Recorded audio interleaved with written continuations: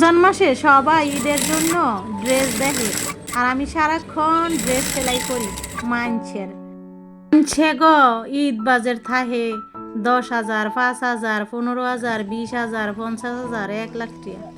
আর আমার ঈদ বাজেট হইছে কাপড় সেলাই করা, রান্না বাড়ি, ইফতার বানানো, পরে কষ্ট করিয়া ফেসবুক ইউটিউবের লেগে ভিডিও বানানো। ভিডিও তো ভাইরাল হয়ই না, কাস্টমার এলে আবার হ্যাঁ করে 3 পিস দেখান লাগে।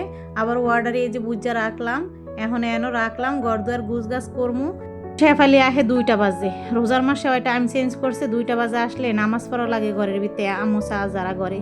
তো যাই হোক, ঘর ঝাড়ু দিয়ে নামাজ পড়েলামও, এরপর ওই আইলে মজবো। এতটি করার আবার সময় নেই গা, কারণ ফাঁকের রুমে যাইতে হইব, সেলাই টেলাই করতে হইব, মানুষ আইলে কাপড় চোপড় দেখানো, ওগুলারে গুছায় রাখা, দুনিয়ার ঝামেলা। এখন আমার পক্ষে আর ঘর মোছা সম্ভব না।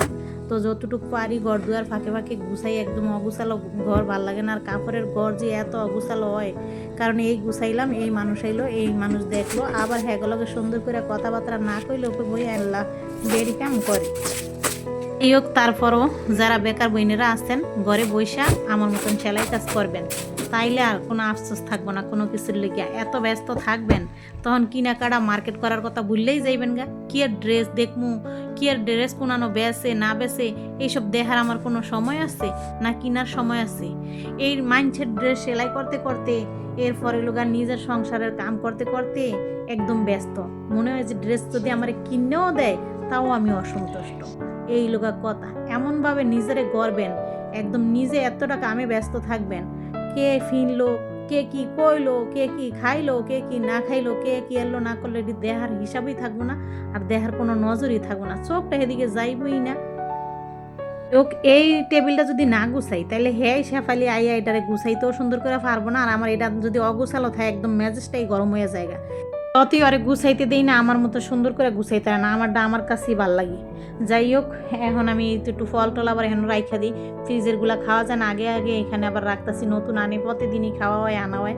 যাই হোক, এখন মনে করে না রাখলে আবার পরে ঠান্ডায় উঠি খাইতে হইব, আবার রাইখা দিমু গুছাইয়া।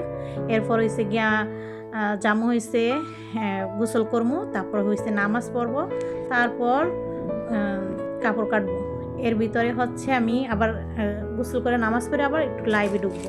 মানে হচ্ছে গিয়ে লাইভ বলতে হয়েছে আমার পেজের জন্য ছোট ছোট লাইভের মতো করে কি ভিডিও বানাবো, ওরই পেজে ছাড়া হইব। আমার আরেকটা পেজ আছে 3 পিস দেখাই আমি সেইখানে। তো এই যে 3 পিসগুলো হচ্ছে এখন আমি নিয়ে যাইতেছি। অবশ্যই মাঝখানে কিন্তু আমি গোসল করে নামাজ পড়ে তারপর আসছি। এই তো 3 পিসগুলো দেখানো শুরু করলাম, আপনারা দেখতে থাকুন, একটা একটা করে আমি দেখাইছি। অবশ্য সরাসরি লাইভে একদিন গিয়েছিলাম। আসলে সব কিছু করতে সময় লাগে, টাইম লাগে।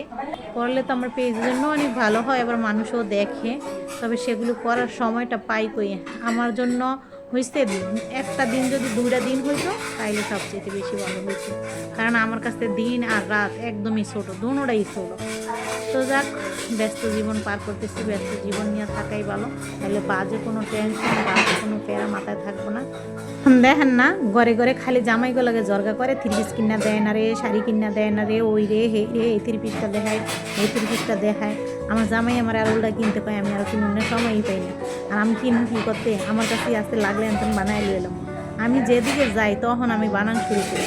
আয়ে সারা মনে করেন আমার যে কটা প্রয়োজনীয় সেই কটাই আমি শুধু রাখি, এক্সট্রা আমি বানায় রাখি না।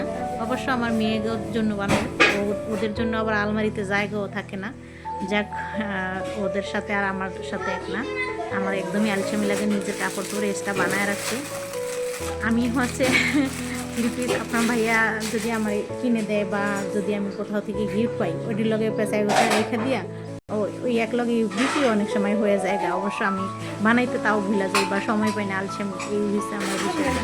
তো দেখলেন তো, এক এক করে এইভাবে 3 পিসগুলো আমি দেখাইছি। এর ভিতরে মানে ওগুলো গুছগাছ করে রাখার পর আবার কাস্টমার আসছে 3 পিস দেখানোর জন্য। মাশাল্লাহ, আলহামদুলিল্লাহ, মানে 5,300 টাকা 3 পিস বিক্রি করছি। আর এই 3 পিসগুলো হয়েছে গুছগাছ কইরা, তারপর শেফালিরে নিয়ে মেয়ে সবাই মিল্লা গুছগাছ কইরা তারপর আবার পাকের রুমে চলে আসছি রান্নার জন্য। মেয়ে ইফতারি বানাইতেছে, আর শেফালি তো থালাবাটি ধুইতেছে, ঘরটর মুছবো।